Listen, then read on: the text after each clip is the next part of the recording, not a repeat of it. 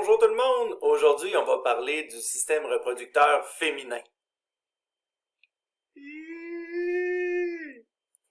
Moi, ça, qui va vous en parler? Ben oui, je pense que ça va bien aller. Écoutez, c'est pas plus difficile qu'un autre sujet, l'important c'est d'être à l'aise, puis ça, je pense que c'est correct pour moi. On va commencer l'étude des organes reproducteurs féminins en allant avec la poursuite de ce qu'on avait entamé avec le système reproducteur masculin, c'est-à-dire on va suivre le chemin que vont prendre les spermatozoïdes pour aller féconder un ovule. C'est pour ça qu'on commence avec les organes génitaux externes. Quand je parle d'organes génitaux externes, pour la fille, on appelle ça la vulve.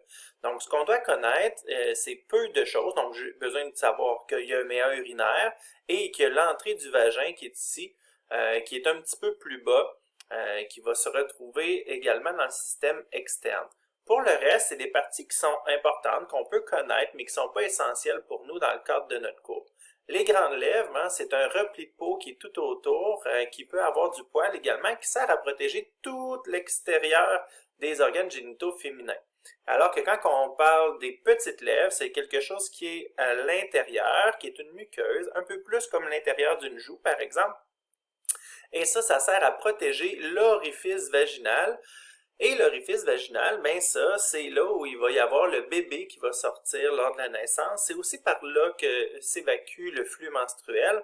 Et c'est par là également qu'il va y avoir copulation, donc pénétration avec le pénis de l'homme.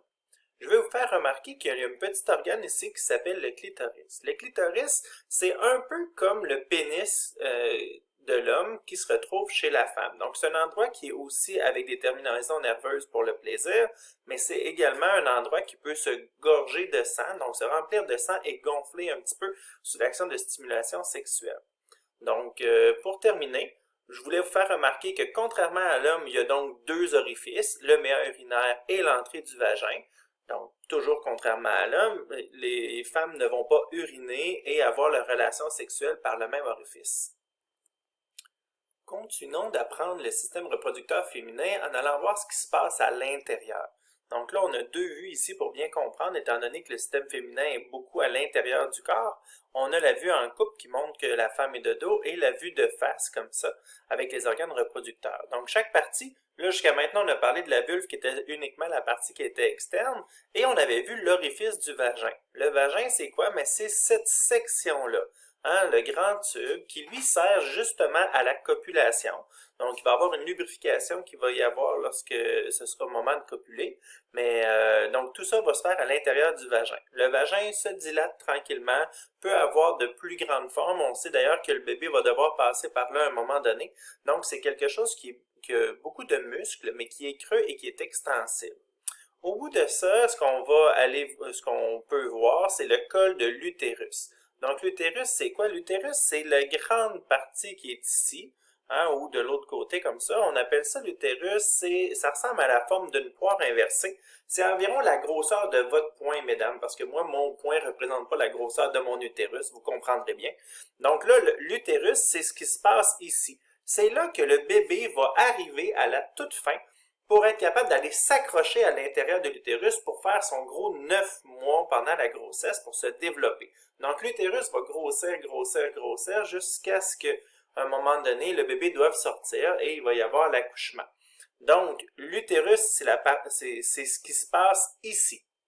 Donc le col de l'utérus, qui est son extrémité, qui est entre le vagin et l'utérus en soi, il va servir à retenir le bébé à l'intérieur. Il va servir aussi à s'assurer que la pénétration n'aille pas plus loin, donc pour ne pas briser l'intérieur de l'utérus.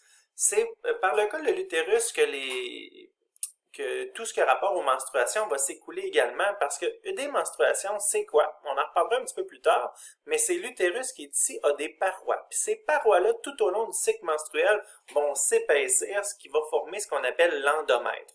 Et lorsque l'endomètre se défait, c'est-à-dire les couches externes, internes ici, qui vont s'épaissir, lorsque ça se défait, on appelle ça les menstruations, et c'est donc ce qui va s'écouler par le col de l'utérus pour commencer, puis par le vagin ensuite pour sortir du corps humain. Donc, l'utérus, c'est là qu'il va y avoir autant les menstruations que le développement du bébé par la suite. Donc, lorsqu'il y a copulation, le sperme va être éjecté au bout ici du vagin, va devoir passer à travers le col de l'utérus et va s'avancer tranquillement vers ces deux branches-là qu'on appelle les trompes de Fallope. Ben oui, un autre qui a donné son nom à une partie du corps. Gabriel Fallope, c'est lui. Lui, là, c'est un homme de science qui était italien, qui travaillait beaucoup sur la biologie. Donc, il a repris plein de travaux de plein de personnes et il a bien sûr travaillé sur les organes génitaux féminins. C'est lui qui a donné son nom aux trompes de Fallope, un autre personnage important. Donc, c'est quoi qui se passe dans les trompes de Fallope? Ben, il faut comprendre que lorsqu'il va y avoir éjaculation, les spermatozoïdes vont devoir avancer, vont devoir traverser l'utérus. Puis comme c'est pas intelligent, c'est sûr qu'il va y en avoir la moitié des spermatozoïdes qui vont partir d'un bord, puis l'autre moitié des spermatozoïdes qui vont partir de l'autre bord. Donc, de chaque côté, il y a une trompe de Fallope, il y en a deux. Et chaque mois, il va y avoir l'ovaire, hein, l'espèce de boule ici, qui ressemble environ à la même grosseur qu'un testicule, parce que c'était ce qui était comparable aussi lors de la grossesse de la femme. À l'intérieur des ovaires, donc il y a deux ovaires, il va y avoir la libération d'un ovule à chaque mois. Ce qu'il faut comprendre, c'est que les ovaires, en réalité, il y a l'ovaire de droite qui va envoyer un ovule durant un mois, puis il va y avoir l'ovule gauche qui va envoyer un ovule durant l'autre mois chez la majorité des femmes.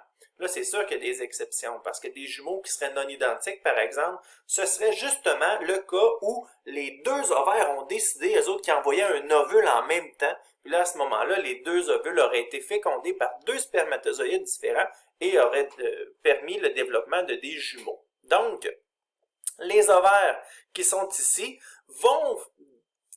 On a comme l'impression qu'ils font comme un peu dégeler, préparer, maturer des ovules, parce que les filles qui naissent au tout début ont toutes leurs ovules avec eux, et lorsque c'est le temps de la puberté, ils vont commencer à préparer leurs ovules. Donc, à chaque mois, il va y avoir un ovule qui va être préparé et qui va être envoyé, lancé dans les trompes de Fallope. Contrairement au spermatozoïde, hein, l'ovule, lui, il n'y a rien pour pouvoir se déplacer. Donc, c'est à l'intérieur des trompes de Fallope dans lequel il y a des petits cils, hein, comme une paroi tapissée de cils qui va faire en sorte que pendant 5 à 7 jours, l'ovule va se déplacer tranquillement jusqu'à ce qu'il tombe dans l'utérus où il espère être fécondé. Mais là, il faut comprendre, là, j'ai dit espère être fécondé, il ne sera pas fécondé à l'intérieur de l'utérus, il va se faire féconder durant son trajet à l'intérieur des trompes de Fallope. Comme l'ovule, une fois qu'il est lancé, va durer environ 24 heures, il faudrait qu'il se fasse féconder dans ce premier 24 heures-là, sinon il va mourir et il va se faire évacuer par le corps féminin. Donc, on récapitule, nos ovaires qui sont de chaque côté, lui pour envoyer un ovule durant un mois, l'autre ovaire durant l'autre mois. Là, une fois que l'ovule est lancé dans la trompe de Fallope, il espère se faire féconder.